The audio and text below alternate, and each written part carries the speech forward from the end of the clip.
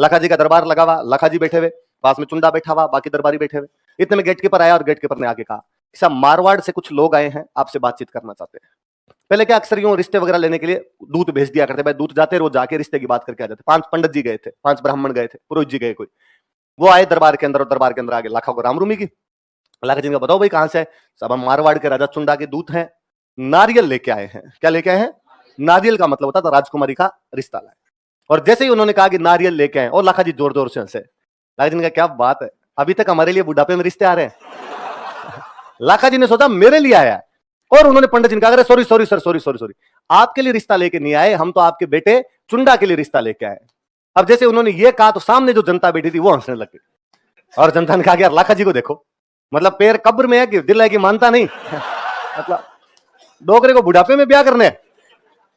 पर जब लोग हंसे तो लाखा का जो बेटा चुंडा था इसको बुरा लगा, स्वाभाविक बात है, अपने सामने अपने पापा कोई कह दे तो बुरा लगना स्वाभाविक सा बात है। और चुंडा ने उन पंडित जी को कहा, पंडित जी थैंक यू, आप मेरे लिए रिश्ता लेके आए, पर आपकी राजकुमारी से शादी की इच्छा मेरे पिताजी रखते हैं, इसलिए आपकी राजकुमारी मेरे लिए मम्मी समान है, इसलिए आप अपनी राजकुमारी की शादी किसके साथ करो? मेरे पापा।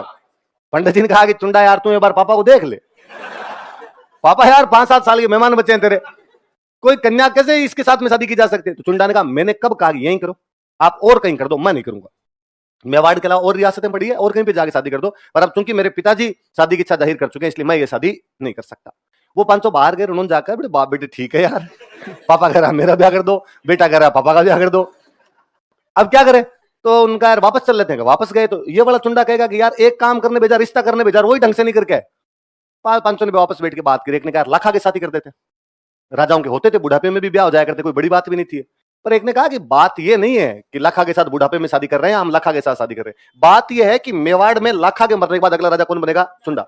अब यदि हंसाबाई की शादी लाखा के साथ की जाती है तो हंसाबाई का जो बेटा होगा उसको राजा नहीं बनाएंगे, और यह अपने लिए बेइज्जती है कि मारवाड़ के राजा की बेटी का जो बेटा होगा वो अगला राजा नहीं बनेगा। और एक भाई राजा बनता था, बाकी भाइयों को गांव मिलते थे, तो मतलब हंसाबाई के बेटे को कहीं 2 गांव दे के साइड में बिठा देंगे। मारवाड़ का दोहिता, मारवाड़ का भांजा 2 गांव लेके नहीं बैठेगा, कम से कम अपना भांजा अपना दोहिता तो अगला राजा तो बने, किसी भी रियासत का बने। यार ये बात तो सही। एक पंडित जी थोड़े सियाने थे, उन्होंने कहा अंदर चल के मैं बात करता हूं। अंदर आए, अंदर आगे चुंडा का कि चुंडा हम हमारी राजकुमारी हंसाबाई की शादी लखा जी के साथ कर देंगे, पर एक बात बता, तेरे पिताजी लखा जी जब मरेंगे तो अगला राजा कौन बनेगा? चुंडा ने इसमें क्या पूछना है, मैं बनूंगा? नहीं, यदि अगला राजा हंसाबाई के बेटे को बनाए तो हम तेरे पापा की हमारी राजकुमारी से शादी कर दे, वरना नहीं करेंगे। चुंडा ने कहा यदि शर्त यही है तो मैं कहता हूं आपको कि अगला राजा मैं नहीं बनूंगा, अगला राजा मेरा जो कोई सौतेला भाई होगा, हंसाबाई का जो बेटा होगा उसको बना दिया जाएगा। हम कहते हैं महाभारत काल में या तो ऐसी प्रतिज्ञा राजकुमार देवव्रत करता है, कौन करता है? राजकुमार देवव्रत, या ऐसी प्रतिज्ञा राजकुमार चुंडा ने। कहा जाता है कि महाभारत काल में राजा हुआ करते थे महाराज शांतनु, राजा का नाम क्या था? हस्तिनापुर के सम्राट थे महाराज शांतनु, और महाराज शांतनु को एक बार बुढ़ापे में एक लड़की पसंद आई, सत्यवती। क्या नाम था? सत्यवती। और उन्होंने सत्यवती से शादी की इच्छा जाहिर की। सत्यवती के पिता अगले दिन सम्राट शांतनु से बातचीत करने के लिए दरबार में आए। सम्राट शांतनु पहले से शादीशुदा थे, उनके युवराज थे, उनका नाम था देवव्रत। क्या नाम था युवराज का? और उन्होंने आगे देवव्रत से पूछा कि देवव्रत तुम्हारे पिता शांतनु मेरी पुत्री सत्यवती के साथ शादी करना चाहते हैं, और मैं कुछ बातें तुमसे करना चाहता हूं। देवव्रत ने कहा निश्चित रूप से। उनका कि तुम्हारे पिता महाराज शांतनु के बाद अगले सम्राट कौन बनेगा? तुम बनोगे? निश्चित रूप से देवव्रत बनेगा। उसने कहा कि नहीं, यदि मेरी बेटी सत्यवती के बेटे को अगला सम्राट बनाया जाए तो मैं तुम्हारे पिता के साथ शादी करूं, वरना नहीं करूं। राजकुमार देवव्रत ने कहा कि ठीक है, अगला राजा मैं नहीं बनूंगा, बल्कि अगला राजा जो भी होगा वो आपकी बेटी जो सत्यवती होगी उससे जो बेटा होगा, जो मेरा सौतेला भाई होगा, उसको राजा बना दिया जाएगा। सत्यवती के पिता ने एक बार फिर कहा कि देवव्रत तुम तो शादी करोगे, और तुम शादी करोगे तो तुम्हारे जो बच्चे होंगे और जो तुम्हारे सौतेले भाई होंगे उनकी उम्र में कोई अंतर भी नहीं होगा, लगभग लगभग बराबर उम्र के होंगे। कल को तुम्हारे बाद तुम्हारे बेटे ये क्लेम करे कि हमारे पिता ने तो राज्य ग्रहण नहीं किया, लेकिन ये राज्य तो हमारा है और हम ये राज्य लेंगे तब। और राजकुमार देवव्रत खड़े हुए उन्होंने कहा कि इस बात पर मैं कहता हूं कि मैं शादी नहीं करूंगा। उस राजकुमार देवव्रत ने उस 2 भीषण प्रतिज्ञाएं की थी कि ना तो हस्तिनापुर के अगले राजा बनेंगे, ना ही वो शादी करेंगे। ऐसी भीषण प्रतिज्ञाओं के कारण उस राजकुमार देवव्रत को हम भीष्म पितामह के नाम से जानते हैं। किस नाम से जानते हैं? कुछ ऐसी प्रतिज्ञा उस दिन मेवाड़ के दरबार में राजकुमार चुंडा कर रहा था, इसलिए हम चुंडा को मेवाड़ का भीष्म कहते हैं। चुंडा क्या कहते हैं? मेवाड़ का।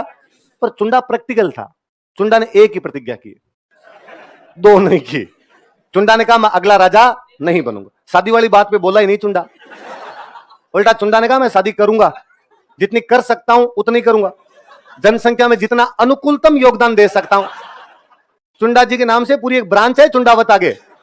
तो कई बार क्लास में कोई, मैं जब आगे बताता हूं कि चुंडा के बेटे को ये दिया गया, चुंडा के पोते को ये दिया गया, स्टूडेंट सीढ़ियों में पकड़ लेता है। सर पर चुंडा ने तो शादी नहीं की थी। किसने कहा चुंडा ने शादी? चुंडा को भीष्म कहते हैं ना। मगर कलयुग में एक प्रतिज्ञा भी बहुत बड़ी बात है, राज छोड़ना भी बहुत बड़ी बात है। वो द्वापर था भाई, उस टाइम भीष्म पितामह ज्यादा कर गए, यहाँ पे एक ही, ये भी बड़ी बात है। उस समय जब राज प्राप्त करने के लिए बाप को मार दिया करते थे, कोई बाप की शादी के लिए कह दे कि मैं राजा नहीं बनूंगा, तो ये कोई कम बात थोड़ी है।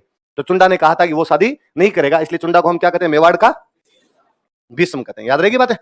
काम की बात तो सीधी सी इतनी है, इसे मेवाड़ का भीष्म कहा जाता है। और फिर हंसाबाई की शादी किसके साथ कर दी गई? शुभ विवाह संपन्न हुआ इनके साथ।